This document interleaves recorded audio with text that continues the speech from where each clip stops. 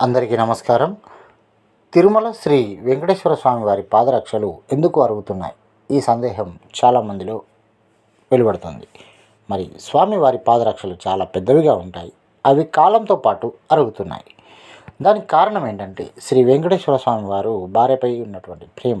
శ్రీవారు రాత్రి ఆలయాన్ని మూసిన తర్వాత ఈ పాదరక్షలను ధరించి ఏడుకొండలు దిగి వచ్చి అలమేలు మంగాదేవి గారి దగ్గరికి వెళ్ళి తిరిగి ఏడుకొండలు ఎక్కి తన స్థానానికి సుప్రభాత వేళకు చేరుతారని, అందుకే అవి అరిగిపోతుంటాయని భక్తుల యొక్క నమ్మకం.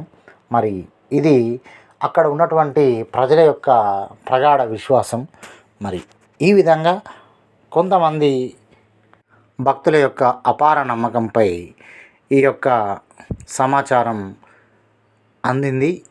సో మాకు అందినటువంటి సమాచారం ప్రకారం ఈ వీడియో చేశాము. దయచేసి గమనించండి. ఈ వీడియో కనుక మీకు నచ్చినట్టయితే లైక్ చేయండి, అదేవిధంగా అందరికీ షేర్ చేయండి.